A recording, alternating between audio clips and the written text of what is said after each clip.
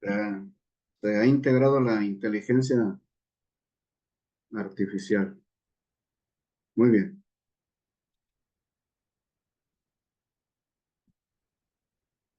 No sé,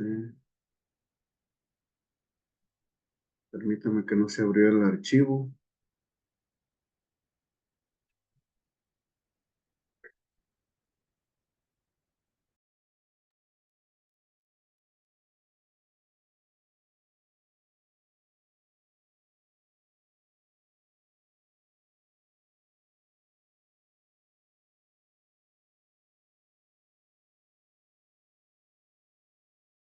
¿Sí lo pueden ver todos? Muy bien. Ok. Bueno, hoy vamos a ver la lección 11 y lección 12. Dedicación a la voluntad de Dios. Y ahorita mencionamos el siguiente. La dedicación, para que pueda servir como introducción a lo que vamos a estar viendo, quiero hablarles acerca de la definición. Cuando hablamos de la dedicación, en hebreo es Kadesh, que es santificar. Ahorita desglosamos eso. Y Hanukkah, que es consagrar. Y se habla de la consagración de las personas o generalmente el apartamiento de las cosas para el uso exclusivo de Dios.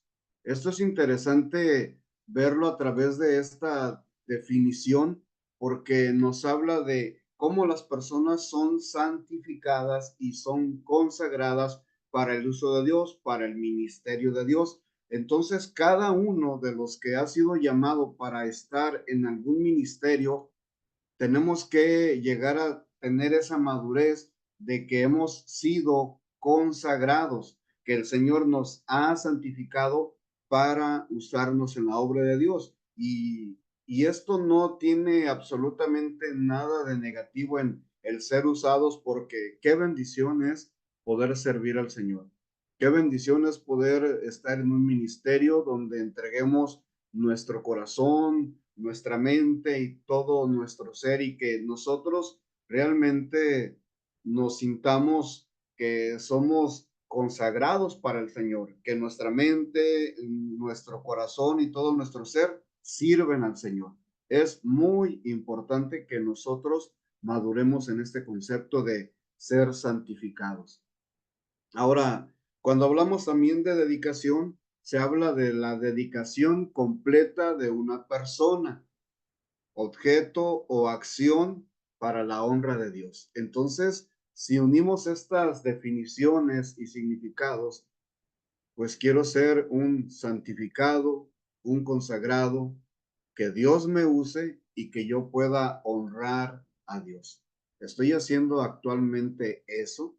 Si hablamos de la dedicación a la voluntad de Dios, estoy haciendo la voluntad de Dios, estoy dedicado completamente a hacer la voluntad de Dios todos los días, no solamente en algunos aspectos de mi vida o en algunos momentos, sino que cuando se santificaba y se consagraba a alguna persona como los sacerdotes en el tiempo de Aarón, sus hijos, y todos los que le siguieron eran para el uso exclusivo del servicio de Dios. Entonces, tu servicio y tu honra son exclusivamente para Dios. Ok. Bueno, este pasaje se repite tanto en Deuteronomio, Josué y el Señor lo repite y se registra en los evangelios. Josué 22:5. Solamente que con diligencia, dice, cuidéis de cumplir el mandamiento y la ley de Moisés, siervo de Jehová, la ley que Moisés, siervo de Jehová, os ordenó, que améis a Jehová vuestro Dios y andéis en todos sus caminos y que guardéis sus mandamientos y le sigáis a él y le sirváis de todo vuestro corazón y de toda vuestra alma. Entonces, la dedicación personal a Dios debe ser de todo corazón. pero el mismo texto dice que debe ser con diligencia. Debemos ser diligentes al cuidar la palabra de Dios para que nuestro corazón sea totalmente entregado a Dios. El mismo texto me dice que debo amar a Dios, que debo andar en sus caminos, que debo guardar su palabra, que debo seguirle a Él y que debo servirle con todo el corazón y con toda el alma, con todas las entrañas, con todo el ser. Entonces, la dedicación tuya debe ser de todo corazón. No debe haber alguna reserva para esa santificación a la que has sido llamado y esa consagración también a la que Dios te ha llamado. Santificación y consagración. Esto nos lleva a entender lo que estamos leyendo. La dedicación personal debe ser de todo corazón. Y aquí hago la pregunta, ¿verdad? ¿Estamos dedicados de todo corazón al servicio a Dios en la alabanza, al compartir la palabra, al ser un siervo que reciba a las personas que van a adorar a Dios? En cualquier ministerio se debe hacer con todo el corazón. Y si lo hago con todo el corazón, eso es lo que a Dios le importa. Pero vean cómo el mismo versículo nos dice que debemos ser diligentes. Soy diligente en mi servicio. Amo a Dios a través de mi servicio. Al andar en sus caminos, hago yo su voluntad y hago bien el servicio. Guardo sus mandamientos donde dice que hemos sido llamados a servir. Deuteronomio 6:5. Y amarás a Jehová tu Dios de todo tu corazón, con toda tu alma y con todas tus fuerzas. Esto nos habla acerca de la dedicación de todo corazón. Ahora, aquí surge una pregunta. ¿A quién a quién estaba consagrado y dedicado Cristo? ¿Alguien puede responderme? ¿A quién estaba consagrado y dedicado Cristo? Al Dios Padre. A Dios, a sus propósitos, ¿verdad? ¿A quién estaba consagrado Cristo y dedicado? A Dios. Él decía que había llegado a este mundo para hacer la voluntad del Padre, lo que según estaba escrito de él. Entonces nos da un ejemplo Jesús. Si nosotros analizamos y observamos la vida de Jesús cuidadosamente, nos vamos a dar cuenta que sí, efectivamente tuvo 3 años, algunos hablan de 3 años y medio de ministerio, pero en esos años, aunque alguien pueda decir fue poco, pero en ese poco tiempo hizo perfectamente la voluntad de Dios, dándonos el ejemplo de lo que nosotros debemos hacer. Jesús amó a Dios. Jesús anduvo en sus caminos. Jesús guardó sus mandamientos. Jesús lo siguió a él. Jesús le servía a Dios con todo el corazón y con toda el alma. ¿Por qué razón? Porque amaba a Dios con todo su corazón, con toda su alma y con todas sus fuerzas. Por eso hizo perfectamente la voluntad de Dios. Entonces, si nosotros seguimos el ejemplo de Cristo, debemos esforzarnos por también a dedicar nuestro corazón al Señor. Primera de Pedro 4:1. Vamos allá, por favor. 4:1 y 2, pero dice la palabra, puesto que Cristo ha padecido por nosotros en la carne, vosotros también armaos del mismo pensamiento, pues quien ha padecido en la carne terminó con el pecado. Versículo 2. Para no vivir el tiempo que resta en la carne, conforme a las concupiscencias de los hombres, sino conforme a la voluntad de Dios. Bueno, aquí nosotros en el versículo 1 podemos hablar de la fidelidad de Cristo en el sufrimiento, porque Cristo padeció. Dice claramente el texto, ha padecido por nosotros, como hombre padeció. Desde antes de su nacimiento ya estaba padeciendo, pero se hizo más evidente en su ministerio. Primera de Pedro 3:18, que ya compartimos, pero les invito a que busquen en sus Biblias. Dice Primera de Pedro 3:18, porque también Cristo padeció una sola vez por los pecados, una sola vez. El justo por los injustos, para llevarnos a Dios, siendo a la verdad muerto en la carne, pero vivificado en espíritu. La palabra que aparece ha padecido o padecer en griego es pasjo, Pasjo, pasgo, que es padecer, y se usa número uno de los sufrimientos de Cristo. Ahora, en el número uno les voy a hablar de dos incisos. Inciso A, cuando se habla de los sufrimientos de Cristo, primero se habla a mano de los hombres. Mateo capítulo 16, versículo 21, dice lo siguiente.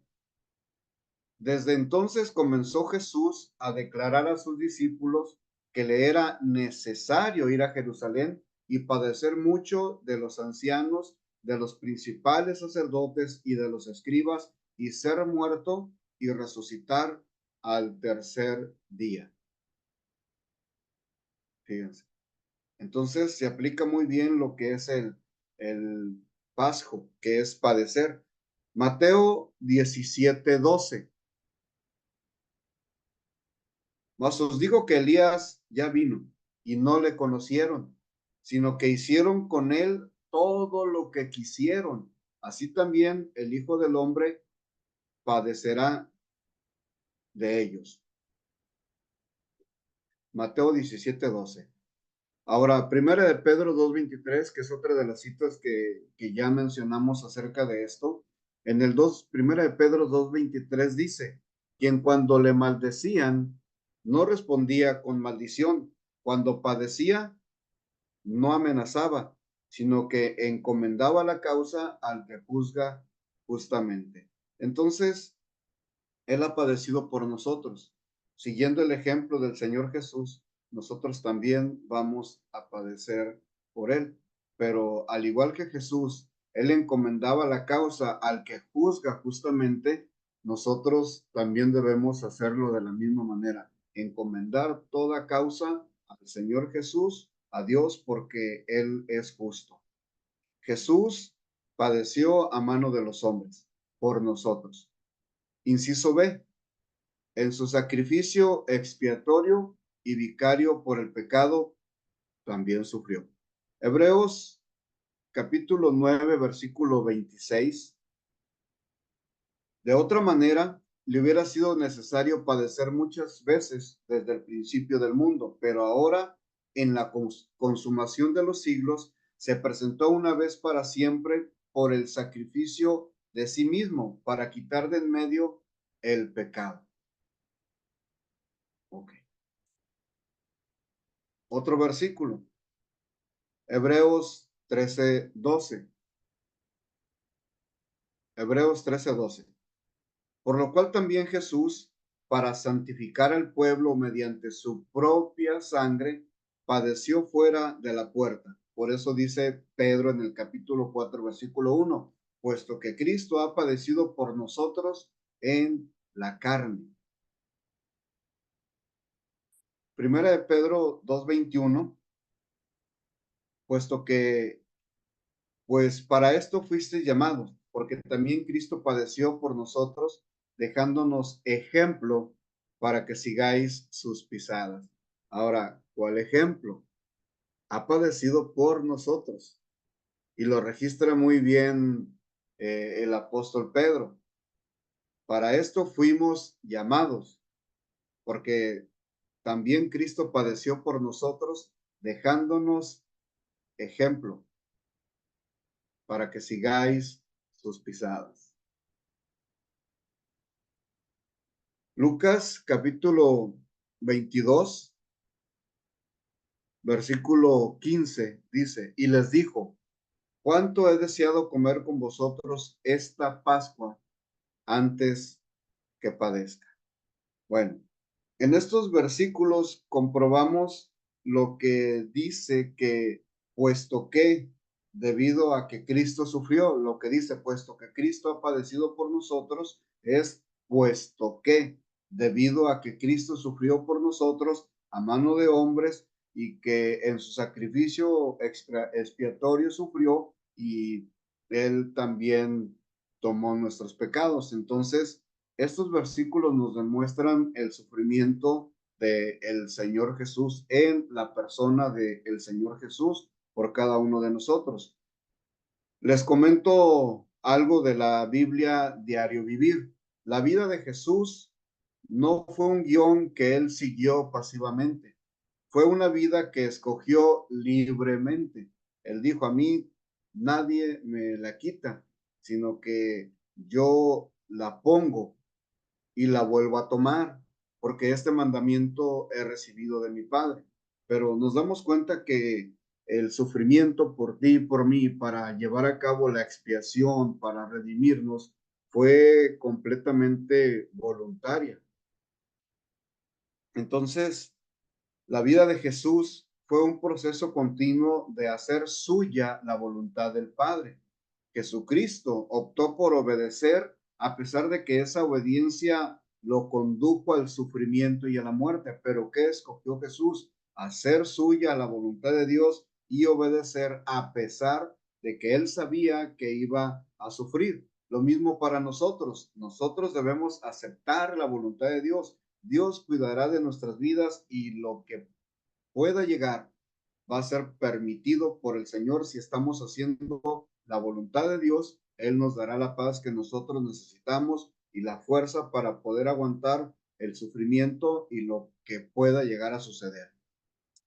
Dice el comentario, por haber obedecido a la perfección, aún en medio de gran prueba, Él nos puede ayudar a obedecer por muy difícil que parezca. Él obedeció de manera perfecta y Él puede ayudarnos a cada uno de nosotros. Tal vez nos cueste pasar cada una de las pruebas, pero si nosotros obedecemos y nos mantenemos consagrados y santificados para el Señor, para honrarle, para hacer su voluntad, Él nos va a ayudar. Por muy difícil que parezca la situación, Él nos va a ayudar. Entonces, 3 puntos. Primero, los creyentes deben estar preparados para seguirle en su sufrimiento.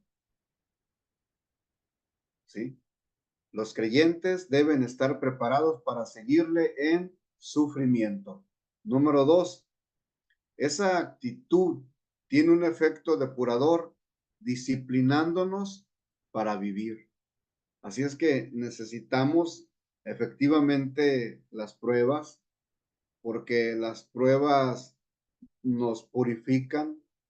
El sufrimiento tal vez llegue de diferentes formas, pero si es por causa del Señor, el Señor nos estará ayudando para que nuestra fe y nuestra vida espiritual crezca, en lugar de que suceda otra cosa.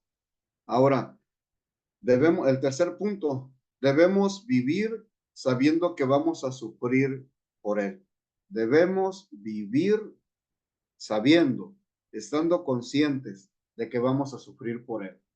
La pregunta es, ¿ya hemos sufrido? ¿Hemos comenzado a sufrir? ¿O tenemos tiempo sufriendo por causa de hacer la voluntad del Señor, de el estar consagrados? ¿Se ha levantado tal vez hasta algún hermano, tal vez la familia, tal vez la sociedad, para hacerte sufrir porque ya tu vida está consagrada para el Señor?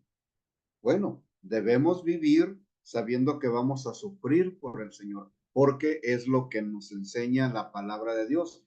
Y nos dice también que debemos armarnos del mismo pensamiento, del mismo sentir. La palabra para decir que debemos armarnos del mismo pensamiento es coplizo, armarse, coplizo con Z al final, que es armarse. Y se usa en Primera de Pedro 4:1 en una exhortación a que nos armemos con la misma mente que la de Cristo con respecto al sufrimiento, porque a través de este sufrimiento, ¿qué sucedió en la vida de Cristo? Glorificó al Señor, obedeció perfectamente, hizo la voluntad de el Señor. Entonces, nosotros debemos pensar que si sufrimos por causa de Jesús y del Evangelio, somos bienaventurados. Es mejor sufrir de esta manera que de otra, ¿verdad? El cristiano debería estar armado como si fuera a la batalla, con el mismo pensamiento que se hizo manifiesto en los sufrimientos de Cristo, a saber que uno puede ser triunfante en medio del sufrimiento. Así el sufrimiento pueda llevar a alguien a la muerte, seremos triunfantes. Pablo dijo, si vivo, vivo para Cristo, y si muero, muero para Cristo, ya sea que muramos o que vivamos, del Señor somos. Para eso hemos sido santificados y para eso hemos sido consagrados. Ahora, nos ayuda la misma escritura para saber cómo debemos armarnos, sí, del mismo pensamiento de Cristo, pero Pablo nos dice en Efesios 6:13, por tanto, tomad toda la armadura de Dios para que podáis resistir en el día malo y habiendo acabado todo, estar firmes. Entonces, nos ponemos la armadura de Dios, vamos a entrar en una batalla y se nos dice que debemos resistir. Para eso nos ponemos la armadura de Dios y cuando termine todo, saldremos triunfantes. Estaremos firmes en el nombre del Señor.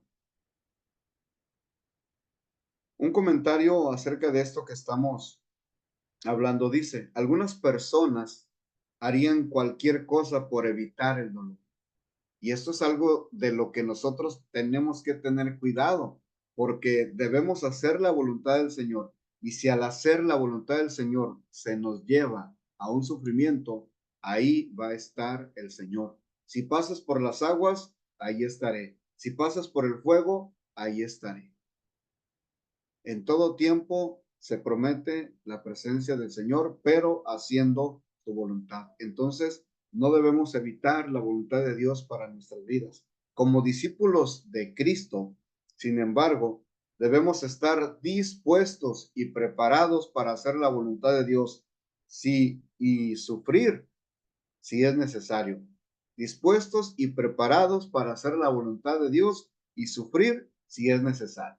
Una ocasión, una hermana estaba caminando por uno de los pueblos de Sinaloa y entraron pues con algarabía, entraron contentos, con tambora, con coritos cristianos y dice la hermana que de repente vio una lluvia de piedras y empezaron a caerle a los hermanos en la cabeza y cuando se voltearon a ver los unos a los otros estaban ensangrentados y le decían a la hermana porque era la líder de ese en ese momento de lo que estaban haciendo, nos regresamos.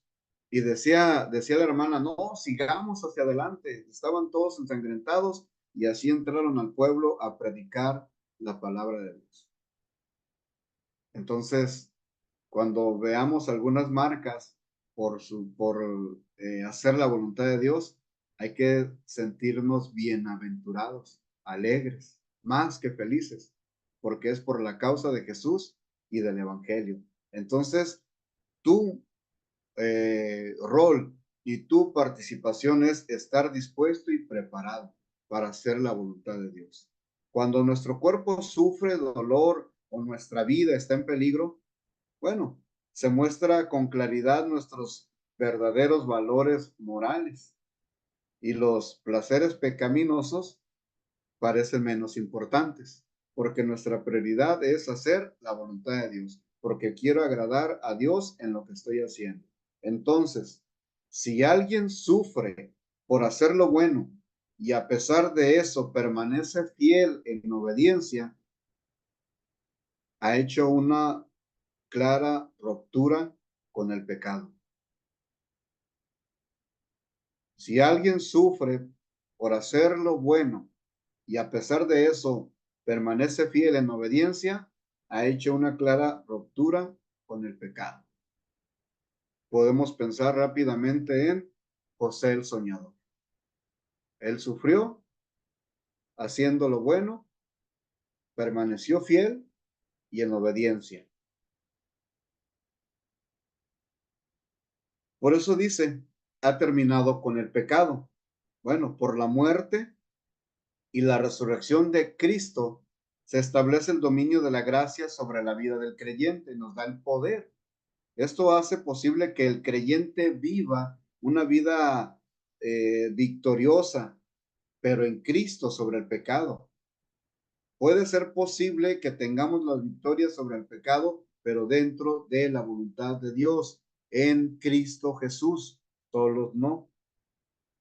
Versículo número 2, hacemos énfasis en él. Para no vivir, dice, el tiempo que resta en la carne, conforme a las concupiscencias de los hombres, sino conforme a la voluntad de Dios. En el lenguaje sencillo, el versículo 1 y 2 de este capítulo que estamos mencionando dicen así: ustedes deben estar dispuestos a sufrir otra vez. No sé, debemos de fortalecernos más, hermanos, debemos orar más, debemos ayunar, debemos agarrarnos de las manos del Señor, pero nos dice que debemos estar dispuestos a sufrir, pero no un sufrimiento que nosotros busquemos imprudente, sino el sufrimiento que viene por causa de hacer la voluntad de Dios, de ser fieles y manteniéndonos haciendo la voluntad del Señor, ¿sí? Jesús sufrió, pero no fue imprudentemente, sufrió haciendo la voluntad de Dios. Entonces, así como Cristo sufrió mientras estuvo aquí en la tierra, si ustedes sufren como Cristo, ya no seguirán el pecado. Versículo 2. Eso demostrará que han dejado de seguir sus malos deseos y que dedicarán esta parte ¿no?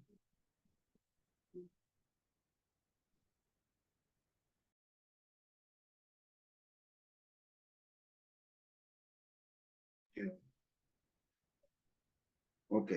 Entonces, en la última parte del versículo de lenguaje sencillo dice, dedicarán el resto de su vida a hacer lo que Dios quiere. Y la pregunta es, ¿estoy dispuesto a hacer la voluntad de Dios todo el resto de mi vida? ¿Dedicaré el resto de mi vida a hacer lo que Dios quiere? ¿Debo cambiar lo que yo quiero por lo que Dios quiere? Como el Salmo, les mencionaba el Salmo 27:4, una cosa he demandado a Jehová y esa buscaré, que esté yo en la casa del Señor para contemplar su hermosura. Una cosa había demandado el salmista. Entonces, debemos dedicar el resto de nuestra vida a hacer lo que Dios quiere. Debemos orar y pedirle al Señor sabiduría para saber si en nuestra vida cristiana estamos haciendo lo que Dios quiere o lo que nosotros queremos, porque pensar en posiblemente esto es lo que Dios quiere para mí, en realidad es estar haciendo lo que yo quiero. Debo pensar seriamente, ¿estoy haciendo lo que Dios quiere? ¿Estoy dispuesto a dedicar el resto de mi vida? Tengo apenas 45 años. Me faltan otros 45. ¿Estoy dispuesto yo a hacer la voluntad de Dios todo el resto de mi vida?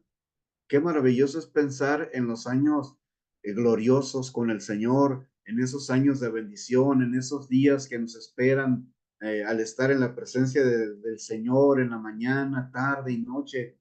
Debo buscar amar la voluntad de Dios.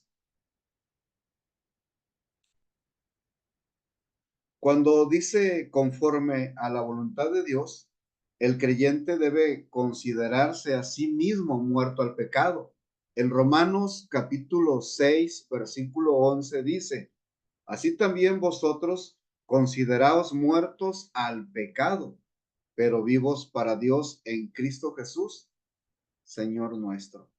Entonces, ¿cómo debo considerarme? muerto, pero al pecado, pero vivo, bien vivo, pensante, sintiendo, queriendo hacer la voluntad de Dios. Aunque sea repetitivo, este es el énfasis, que nosotros hemos sido dedicados a la voluntad de Dios. Cuando hablamos de la palabra conforme, la Real Academia dice que se habla de acorde con alguien en un mismo dictamen. Significa acorde, de acuerdo con alguien en un mismo dictamen, unido con él para alguna acción. Entonces, dice claramente que nosotros podemos vivir conforme a las concupiscencias de los hombres o conforme a la voluntad de Dios. ¿Qué es lo que yo quiero? Bueno, como decía el lenguaje sencillo, quiero dedicar el resto de mi vida a hacer lo que Dios quiere. Eso significa, sino conforme a la voluntad de Dios. Cuando hablamos de la voluntad de Dios, en el Antiguo Testamento, en el hebreo, la palabra es con H, japes, designa el consejo de Dios o su buena disposición. Yo quiero estar conforme o acorde a el consejo de Dios o su buena disposición. Quiero estar unido a su consejo y a su buena disposición. Quiero estar unido a su palabra y para hacer su voluntad. Ahora, la voluntad de Dios, cuando hablamos de la voluntad de Dios, dice el diccionario, la voluntad de Dios es absoluta. Esto quiere decir que no está condicionada por nada que esté fuera de él. Nadie está por encima del Señor. Sin embargo, su voluntad no es distinta a su naturaleza divina, lo que significa que no es absolutamente arbitraria, sino que está completamente, sino que está en completa armonía con su santidad, su justicia, su bondad y su verdad.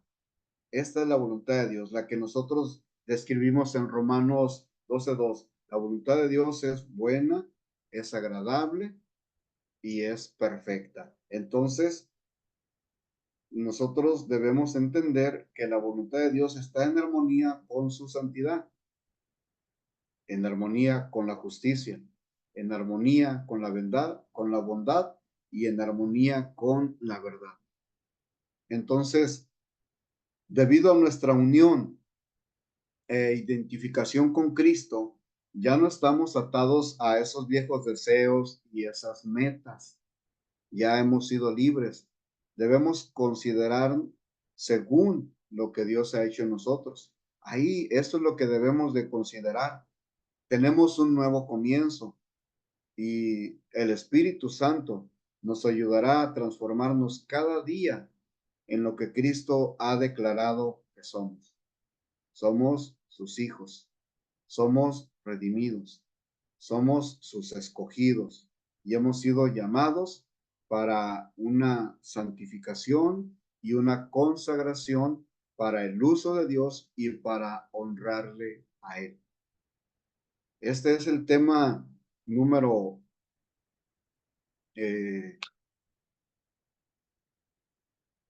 permítame, 12.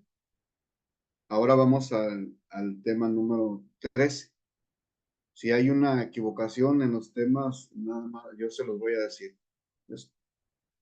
Vamos a Primera de Pedro, capítulo 3 y versículo 4.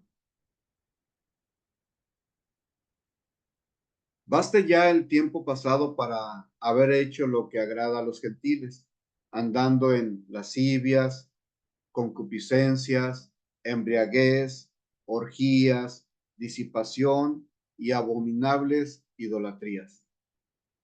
A estos les parece cosa extraña que vosotros no corráis con ellos en el mismo desenfreno de disolución y os ultrajan. Este siguiente tema se titula ¿Cómo quiere Dios que vivamos?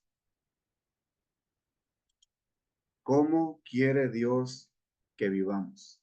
Bueno, El primer tema que vimos, hablamos de la dedicación a la voluntad de Dios. Y este tema dice, ¿cómo quiere Dios que vivamos? En estos versículos que estamos analizando, nos dice, baste ya el tiempo pasado. Podemos nosotros decir o entenderlo de esta manera, ha sido ya suficiente lo que se hizo en el pasado. Aparece la palabra lascivia para resaltar esta palabra, que en griego es aselgia,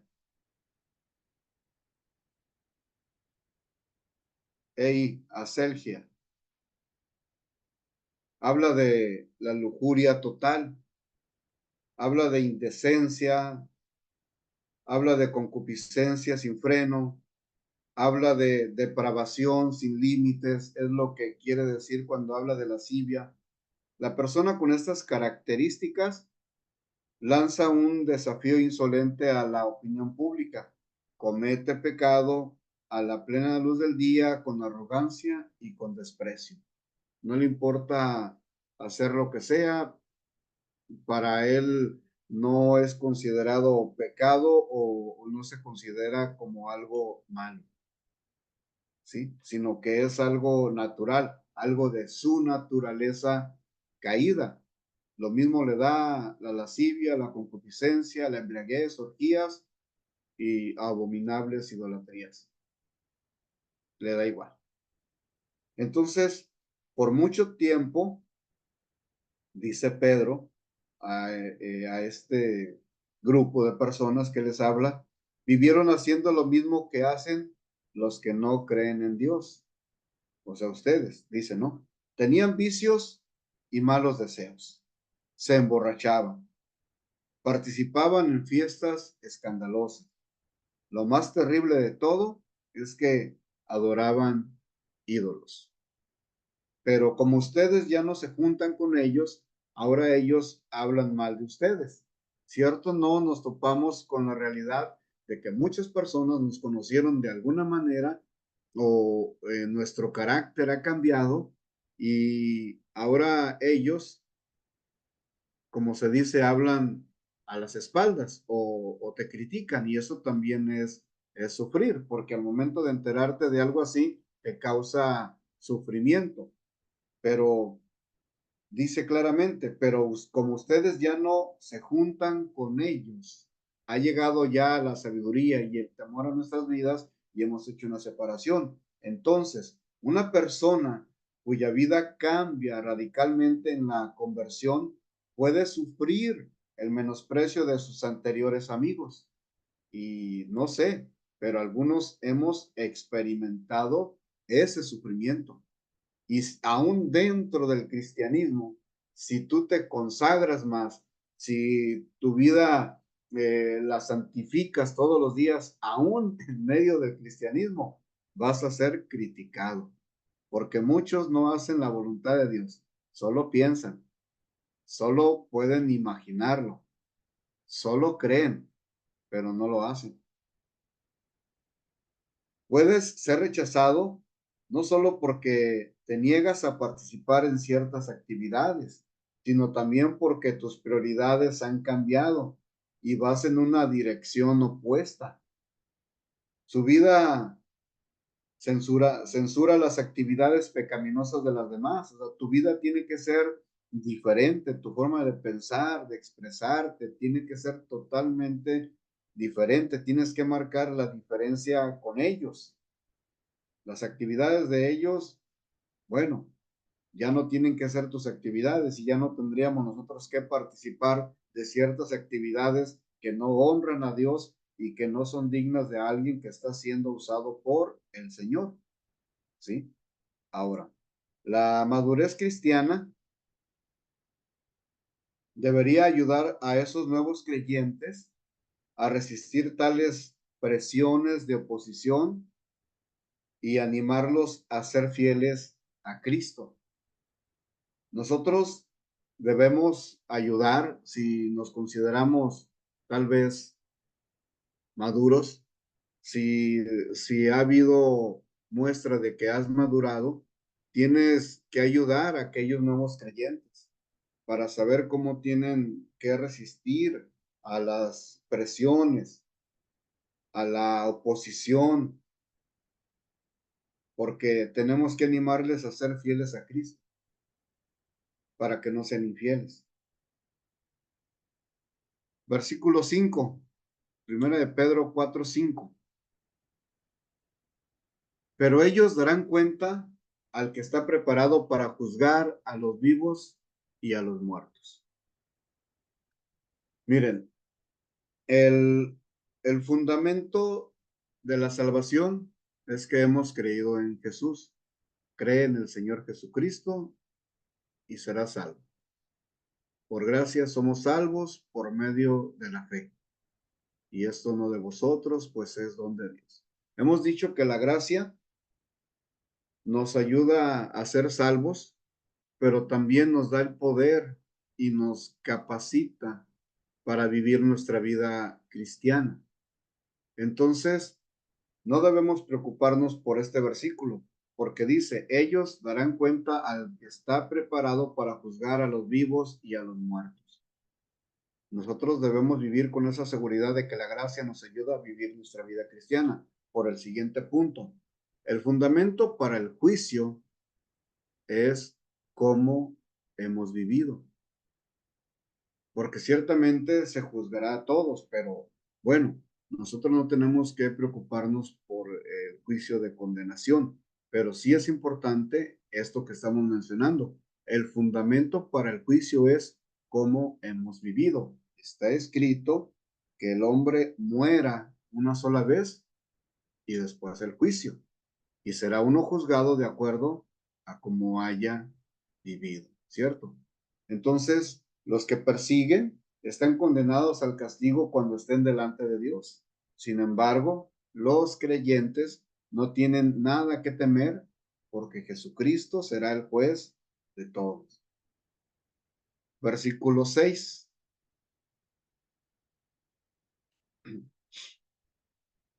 Porque por eso también ha sido predicado el evangelio a los muertos, para que sean juzgados en la carne según los hombres, pero vivan en espíritu según Dios. Les repito, porque por esto también ha sido predicado el evangelio a los muertos, para que sean juzgados en carne según los hombres, pero vivan en espíritu según Dios. Muy bien. En este tema que estamos viendo, estamos hablando de cómo quiere Dios que vivamos. Bueno, tenemos que vivir ciertamente como personas nuevas, personas que cuidan su manera de hablar, su manera de ser, porque todos serán juzgados. Ahora, muchas personas de la iglesia primitiva tenían inquietudes respecto a la vida después de la muerte. Hoy es también eso una realidad. En Tesalónica, los cristianos temían que los seres queridos que murieron antes del regreso de Cristo nunca lograrían ver a Cristo. Había un temor, porque Cristo había prometido que volvería. De hecho, se ha comentado que Pablo estaba esperando en el principio la segunda venida del Señor Jesús, pero después él dice, estoy listo y estoy preparado para partir. He acabado la carrera, he guardado la fe. Pero, ¿qué nos contesta la Biblia en cuanto a este temor o estas inquietudes respecto a la vida después de la muerte? Vamos a Tesalonicenses capítulo 4 del versículo 13 al 18. Listos. Dice el 13. Tampoco queremos, hermanos, que ignoréis acerca de los que duermen para que no os entristezcáis como los otros que no tienen esperanza. Los que no tienen esperanza tienen razón para entristecerse, pero nuestra esperanza es Cristo. Porque si creemos que Jesús murió y resucitó, así también traerá Dios con Jesús a los que durmieron en él. ¿Qué quiere decir este versículo? Bueno, para ayudarnos en esta interpretación en la traducción del lenguaje actual, Primera de Tesalonicenses 4:14 dice, nosotros creemos, esta afirmación la hace Pablo y estaba convencido y de esta manera escribía para compartirles esta seguridad, que es algo que también nosotros tenemos que hacer al compartir. Debemos mostrar seguridad y creer lo que la palabra de Dios dice. Nosotros creemos que Jesucristo murió y resucitó y que del mismo modo Dios resucitará a los que vivieron y murieron confiando en Él. Bueno, habían inquietudes respecto a la vida después de la muerte. Los cristianos temían que los seres queridos que murieron antes del regreso de Cristo nunca lograrían ver a Cristo, pero la Biblia dice, Dios resucitará a los que vivieron y murieron confiando en Él. Si nosotros leemos capítulo 11 de Hebreos, se nos enseña que todos fueron tomados por el Señor, de la vida de Noé, la vida de Abel, la vida de Abraham, la vida de Enoc, que caminó con Dios. Se nos enseña que el Señor preparó un lugar para ellos, para tener esa respuesta. ¿Qué pasó con aquellos del Antiguo Testamento? Por favor, lean capítulo 11 y capítulo 12 y ahí tendremos una respuesta de dónde están, porque dice claramente Pablo en su teología, Dios resucitará a los que vivieron y murieron confiando en Él, porque todavía no se efectuaba ni todavía ha sucedido la segunda venida del Señor Jesús. Entonces muchos han muerto confiando en Él. A esos el Señor resucitará. ¿Sí? Versículo 15. Por lo cual os decimos esto en palabra del Señor, que nosotros que vivimos, que habremos quedado hasta la venida del Señor, no precederemos a los que durmieron, que es el término correcto que se usa. Porque el Señor mismo, con voz de mando, con voz de arcángel y con trompeta de Dios, descenderá del cielo y los muertos en Cristo resucitarán primero. ¿Cómo quiere Dios que vivamos confiando en Él siempre? 17. Luego nosotros, los que vivimos, los que hayamos quedado, seremos arrebatados juntamente con ellos en las nubes para recibir al Señor en el aire y así estaremos siempre con el Señor. 18. Por tanto, alentaos los unos a los otros con estas palabras. Les repito, ¿cuál? Haciendo énfasis en el 17. Luego nosotros, los que vivimos, los que hayamos quedado, seremos arrebatados juntamente con ellos en las nubes para recibir al Señor en el aire y así estaremos siempre con el Señor. San Juan capítulo 14, ¿se acuerdan? Voy a preparar morada para que ustedes estén donde yo estoy. Entonces, para terminar, a los lectores de Pedro se les debería de recordar que los muertos serían juzgados, tanto los fieles como los no fieles. Las buenas nuevas primero fueron anunciadas cuando Jesucristo predicó en la tierra, pero estuvo actuando desde antes de la creación del mundo. Nada más ahí apunten Efesios 1:4. Y quiere decir que esto afecta a la humanidad, a los muertos y a los vivos, a los que murieron confiando en Él y a los que murieron no confiando en Él. Un escritor cristiano, T.V.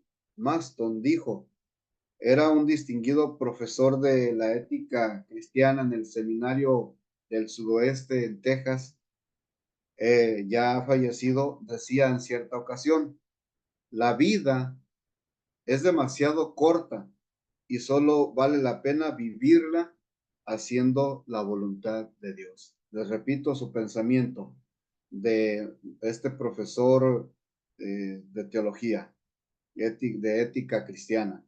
La vida es demasiado corta y solo vale la pena vivirla haciendo la voluntad de Dios. Entonces, Pedro anima a los creyentes y nos anima a nosotros también a dedicar el resto de la vida haciendo la voluntad de Dios. Debemos estar dispuestos, debemos estar preparados para vivir el resto de nuestra vida haciendo la voluntad de Dios, dispuestos y preparados para dedicar el resto de nuestra vida haciendo lo que Dios quiere. Cuando decimos hacer lo que Dios quiere, quiere decir que estamos hablando de hacer su voluntad. ¿Cómo quiere Dios que vivamos? Haciendo su voluntad, porque hemos sido dedicados a la voluntad de Dios, santificados y consagrados. Y si es necesario sufrir por causa del Señor y del Evangelio, el Señor estará ahí con nosotros.